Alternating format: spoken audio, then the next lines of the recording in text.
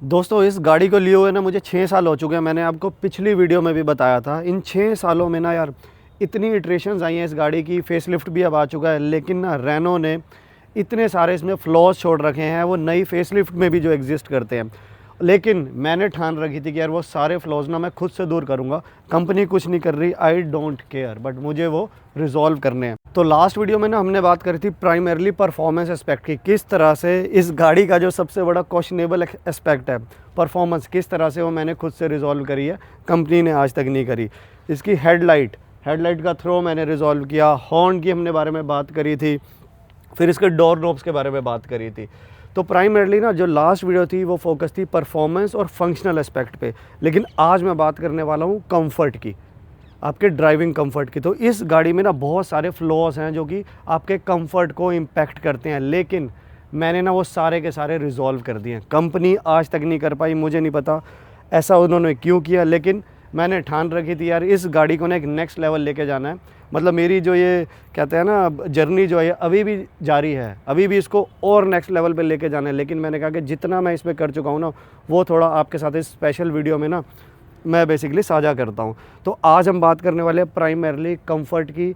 आपका अगर आप इसे लॉन्ग ट्रिप पे ले जा रहे हैं तो आपकी जो ड्राइविंग जो है ना वो किस तरह से मैंने बहुत ज़्यादा कंफर्टेबल बना ली है। So hey guys and welcome to the channel, this is Abhishek and you are watching Munda top notch. तो दोस्तों सबसे पहले बात करते हैं सबसे बिगेस्ट पेन पॉइंट की, जो कि ना आपके ड्राइविंग कंफर्ट को बहुत ज़्यादा इम्पैक्ट करता है, और वो है इसका cabin noise, engine noise and vibration.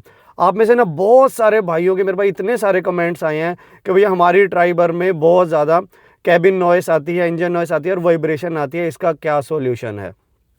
तो मुझे लगा क्यों ना यार आपको ना मैं वीडियो में ही बता दूं। ये प्रॉब्लम मेरी गाड़ी में बिल्कुल भी एग्जिस्ट नहीं करती है। मैं इनफैक्ट अभी आपको इसको लाइव डेमोन्स्ट्रेट करके भी दिखाने वाला हूं। तो सबसे पहले ना मैं आपको इस गाड़ी की इंजन नॉइस चेक करवाता हूँ, और फिर उसको कैबिन के अंदर बैठ के नॉइस चेक करते हैं, और फिर बताता हूँ कि मैंने उसका क्या सोल्यूशन निकाला है। एंड बाय द वे इसके ऊपर मैं ऑलरेडी एक डेडिकेटेड वीडियो बना चुका हूँ डिटेल में, जिसमें मैंने इसका लाइव टेस्ट किया था वाइब्रेशन का और इंजन नॉइस का। तो आप इस वीडियो के ना डिस्क्रिप्शन में जाके उस वीडियो का लिंक जो है ना वो क्लिक करके उसको भी चेकआउट कर सकते हैं। तो गाड़ी को करते हैं स्टार्ट। गाड़ी हो गई स्टार्ट, इसका हुड खोलता हूँ मैं, ठीक है। अब ना सबसे पहले मैं आपको इसकी इंजन नॉइस सुनाता हूँ। देखो ये है इसकी इंजन नॉइस। तो अभी तो कोल्ड स्टार्ट मैंने थोड़ी देर पहले करी थी तो काफ़ी ज़्यादा सबसाइड डाउन हो चुकी है, बट स्टिल देख रहे हो कितना ही नॉइसी है ये। आई होप आपको आवाज़ आ रही होगी। अब ना एक काम करते हैं, सीधा चलते हैं कैबिन में और मैं दिखाता हूँ आपको गाड़ी के अंदर कितनी नॉइस और वाइब्रेशन आ रही है।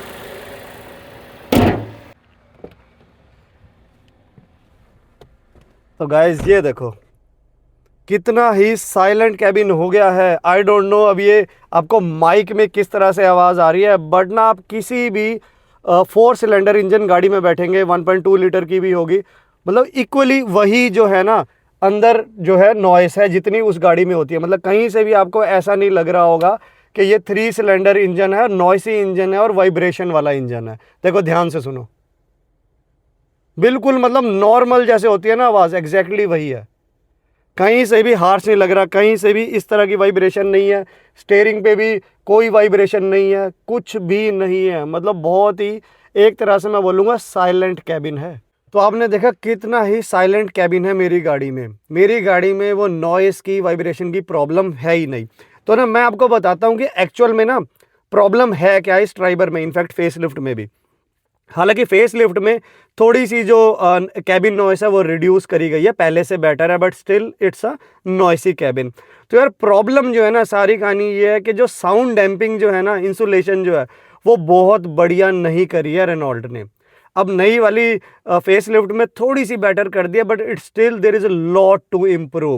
मतलब इंसुलेशन जो है बहुत ही सब स्टैंडर्ड करी गई है, चाहे मैं इंसुलेशन की बात करूं इंजन बे एरिया में, चाहे मैं बात करूं इनसाइड कैबिन में। अब मैंने इसको सॉल्व करने के लिए क्या किया, सिंपल सा सॉल्यूशन है, मैंने यूज़ करी साउंड डैम्पिंग शीट्स। और वो मैंने कहाँ कहाँ यूज़ करी, जितने भी चारों डोर हैं, ये देख रहे हो बेसिकली पैनल, मैं इनफैक्ट आपको दिखाता हूँ। ये जितने भी हमारे डोर पैनल्स हैं, चाहे ड्राइवर हो गया, को ड्राइवर हो गया, पैसेंजर हो गया, चारों डोर्स के अंदर ना मैंने डैम्पिंग शीट्स लगवा रखी हैं। साउंड डैम्पिंग शीट्स यार बहुत ज़्यादा कॉस्टली नहीं होती है। एक अच्छी क्वालिटी की साउंड डैम्पिंग शीट ना पर डोर आपको 1000 में हो जाएगी। तो मेरा 4000 टोटल खर्चा आया था। और ना उससे बेसिकली एक तो आपका डोर जो है वो बहुत ही हैवी हो गया, हैवी वेट हो गया। ऑलरेडी इसकी क्वालिटी अच्छी थी, बट थग साउंड जो है ना, आप देखो इससे भी देखना, पहले से भी ये हैवी हो गया, ये फ़ायदा हुआ है।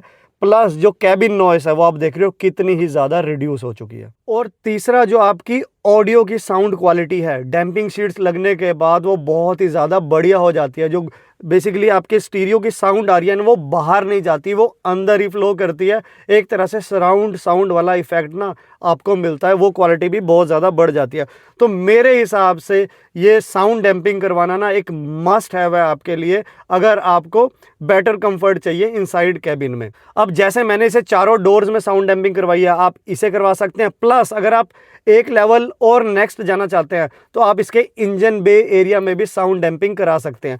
हालांकि रेनो ने अपनी तरफ से छोटी मोटी फोम लगा रखी है, बट वो इतनी ज़्यादा इफेक्टिव नहीं है। मैं आपको दिखाता हूं कि आपको क्या करना है। ये वाला यार मैं आपको खोल के नहीं दिखा सकता हूं क्योंकि ऑलरेडी डैम्पिंग शीट लग चुकी है, पैनल बंद है। बट मतलब बहुत ही, किसी भी आप कार एसेसरी शॉप में जाएं और उन्हें बोल देना कि आपको साउंड डैम्पिंग शीट्स लगवानी है, वो ऑटोमेटिकली ना लगा देंगे। बाकी मैं आपको इंजन बे एरिया में भी एक बार दिखा देता हूं कि आपको कहाँ लगवानी है। तो मैं आ गया हूं इंजन बे एरिया में। बाकी ना थोड़ा सा डस्ट को अवॉइड करना। तो अब ये देख रहे हो जो हमारा ये बोनट हुड है, इसके नीचे ये जिसमें मिट्टी सी निकल रही है, ये फॉर्म लगी हुई है, ये रेनो ने ना अपनी तरफ से साउंड डैम्पिंग शीट लगा के दे रखी है।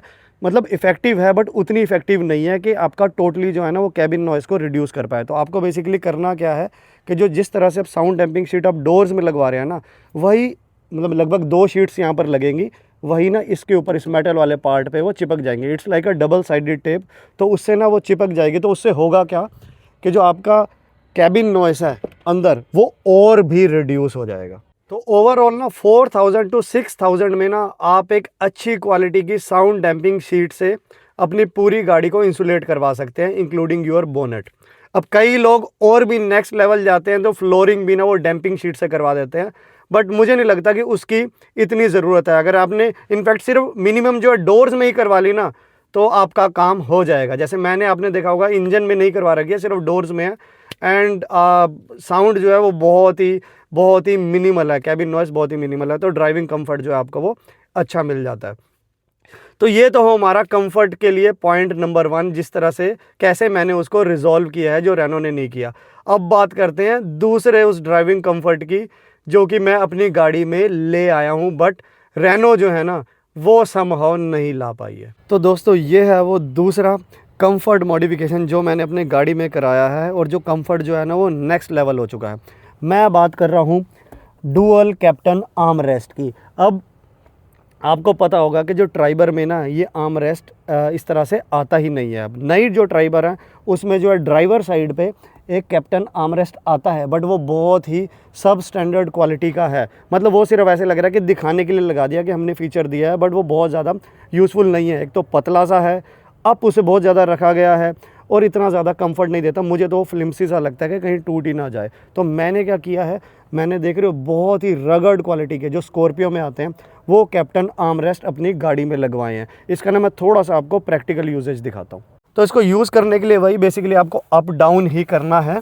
अब जैसे अगर मैं सिर्फ एज ए ड्राइवर चला रहा हूँ गाड़ी, तो मैं इस आर्म रेस्ट को यूज़ करता हूँ। और देखो यहाँ पर अच्छा खासा गैप है।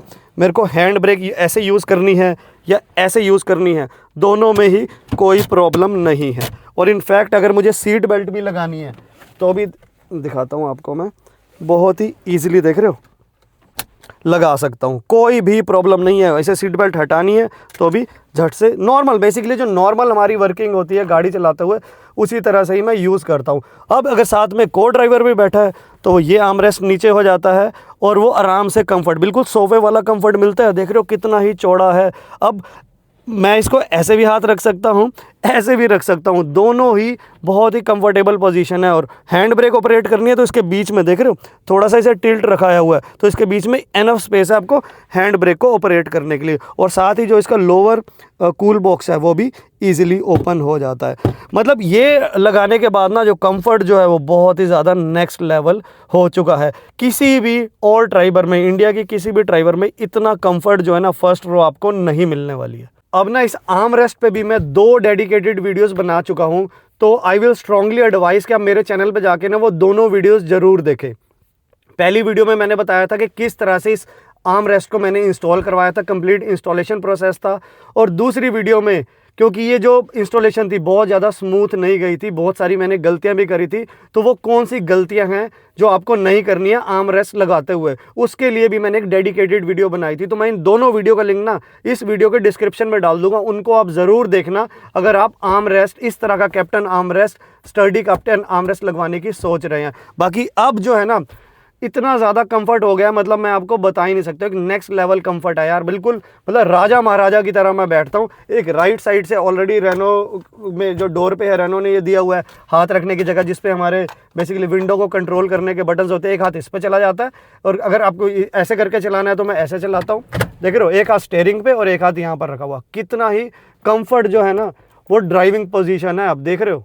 और जो खर्चा जो आएगा ना आपको इस कैप्टन आर्म रेस्ट लगवाने में, वो आएगा लगभग 6,000 से 8,000 के बीच में, दोनों का मिला के। अगर आप एक लगवाएंगे तो वही 4,000 हो जाएगा, हाफ हो जाएगा। मेरे को थोड़ा सा ज़्यादा आया था क्योंकि काफ़ी सारे हिकअप्स आए थे और कुछ प्रॉब्लम्स भी आई थी, जिसको मैंने वीडियो में बताया, जैसा कि आपको बताया अभी। बट नेट ना आप ये 6 से 8,000 में इन दोनों को लगवा लेंगे, और एक बार लगवा लेंगे पूरी ज़िंदगी सुखी रहेंगे। तो इसको आप लगवा लो। तो अब बात करते हैं उस तीसरे कंफर्ट मॉडिफिकेशन की। तो यार रेनो ने ना ये जो ट्राइबर बनाई है, ये बहुत ही मॉड्यूलर बनाई है, आप सबको पता होगा। मतलब इसको पोर्ट्रे भी ऐसे किया गया है कि इसको आप कैंपिंग पे लेके जाओ, मतलब फैमिली के साथ कैंपिंग पे लेके जाओ, या कहीं भी लॉन्ग ट्रिप पे लेके जाओ, या ओवरलैंडिंग के लिए लेके जाओ। इनफैक्ट आप पीछे वाले शीशे पे देखेंगे इन्होंने बनाया भी हुआ एम्बलम में कि कैंप बना हुआ है और गाड़ी जो उस पर चल रही है। तो बेसिकली फंडा ये है, पोर्ट्रियल इसका ऐसे ही है। और उसी तरह से ही ना इसकी सीट जो है सारी मॉड्यूलर बनाई हुई है, डिपेंडिंग ऑन कि आपके पास कितना सामान है, कैंपिंग गियर्स हैं, फैमिली मेम्बर्स कितने जा रहे हैं, उसके हिसाब से आप सीट को मॉडिफाई कर सकते हैं, फोल्ड कर सकते हैं, या कोई सीट हटानी है उसे हटा सकते हैं। बट इस पूरे मॉड्यूलर करने के चक्कर में ना एक बहुत बड़ी गलती कर गया रेनो, जिसे वो आज तक सॉल्व नहीं कर पाया। मैं उसे सॉल्व कर चुका हूँ। तो सबसे पहले मैं आपको वो गलती दिखाता हूँ, वो गलती क्या है। तो दोस्तों, क्योंकि ना ये गाड़ी प्राइमरली फैमिली ट्रैवल के लिए बनाई गई है, तो इसकी सीट्स को पूरा ना मॉड्यूलर रखा गया है। अब जैसे आपको कैंपिंग करते हो आप, या आपको कार कैंपिंग करनी है, कार में सोना भी पड़ रहा है, तो उसी हिसाब से ना इसको मॉड्यूलर करा गया। तो सारी सीट जो है ना वो फ्लैट बेड हो जाती है। देखो जैसे इसको आप ऐसे करोगे, देख रहे हो, ये बन जाती है फ्लैट बेड।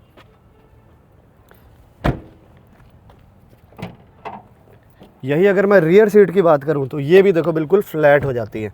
इस हेलमेट को मैं रखता हूं यहाँ पर, तो देखो अब ये तीनों सीट जो ना फ्लैट हो गया, तो एक बंदा यहाँ पर इजीली अपना गद्दा लगा के सो सकता है। बट जो प्रॉब्लम कर गया ना रेनो, वो कर गया इस सेकंड रो की 60-40 वाली, जो 60 वाली सीट है ना, ये फ्लैट बेड नहीं होती है। ये बस हल्का सा इंक्लाइन होती है, इंक्लाइन में आ जाती है इस लेवल तक, बट ये पूरा नहीं होती है, आगे पीछे हो जाती है।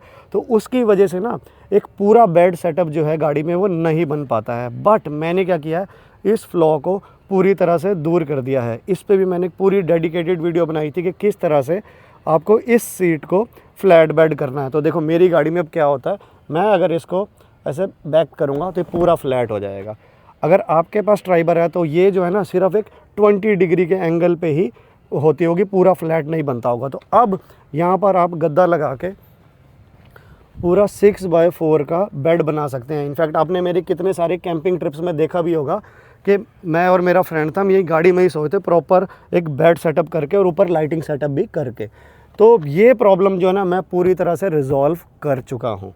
देख रहे हो कितना ही कंफर्ट है। अब आप अपनी फैमिली के साथ जा रहे हैं, फ्रेंड्स के साथ जा रहे हैं, तो आपको होटल वोटल लेने की ज़रूरत नहीं है। अगर आप कैंपिंग के शौकीन हैं तो ईजिली जो है ना आप अपने गाड़ी में ही कुकिंग सेटअप कर सकते हैं, और उसके बाद रात को स्लीपिंग सेटअप जो है ना एक 6x4 का बना सकते हैं, जिसमें 2 बड़े और एक छोटा बच्चा ईजिली सो सकते हैं। तो गाइस, इस फ्लैट बेड बनाने के पूरे प्रोसेस की जो मैंने वीडियो बनाई थी, उसको मैं इस वीडियो के डिस्क्रिप्शन में डाल दूंगा, तो आप उसको देख सकते हैं। मतलब उसमें डिटेल में बताया गया है स्टेप बाय स्टेप कि किस तरह से आपको करना है DIY। कहीं बाहर मैकेनिक के पास जाने की ज़रूरत नहीं है, आप खुद से ही ये काम कर सकते हैं। और अब मैंने ये देखा कि यूट्यूब पे इतने लोगों ने कर लिया है उस वीडियो के बाद, मतलब बहुत सारे वीडियोज़ ऑलरेडी आ चुके हैं। इनफैक्ट बहुत सारे मेरे सब्सक्राइबर भाइयों ने भी इसको कर लिया है। तो ये अब एक बार आप कर लेंगे ना, कंफर्ट अगेन जो है वो नेक्स्ट लेवल होने वाला है, स्पेशली अगर आप ट्रैवल के शौकीन हैं। और इनफैक्ट आपका जो एक तरह से बूट भी बढ़ जाता है बहुत सारा। अगर आपको भारी सामान, बड़ा सामान रखना पड़ता है ना, तो क्योंकि वो फ्लैट बेड नहीं होती थी तो वहाँ पर हिंड्रेंस आ जाती थी। अब वो फ्लैट हो गया तो इसके ऊपर आप कितना भी, यार पूरा डाले की तरह हो गया, कितना भी सामान जो है ना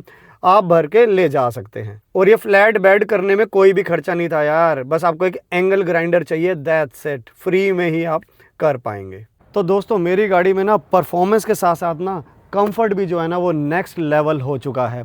तो ना मैं आपको यही सजेस्ट करूंगा कि अगर आप भी ट्राइबर ऑन करते हैं तो ये जो मैंने आज आपको कंफर्ट मॉडिफिकेशंस दिखाई हैं उसको भी आप अपनी गाड़ी में कर लें एंड थैंक मी लेटर। तो दोस्तों यही था आज की वीडियो में। आई होप आपको ये जो मैंने कुछ मॉडिफिकेशंस दिखाई हैं अपनी गाड़ी में वो अच्छी लगी होंगी। बाकी जो मेरा जो एफर्ट है इस गाड़ी को और भी नेक्स्ट लेवल ले जाने का वो आगे भी जारी रहेगा, और जैसे जैसे मैं इसे मॉडिफाई करता रहूँगा आपके साथ वो शेयर करता रहूँगा। तो बाकी आपको पता है आपको क्या करना है, वीडियो को दे देना थम्स अप, चैनल पे नहीं हो तो चैनल को कर लेना सब्सक्राइब। तो अब मैं आपको मिलता हूँ अगली वीडियो में।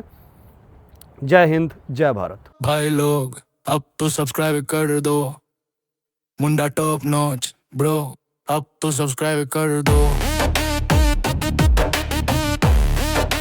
अब तो सब्सक्राइब कर दो।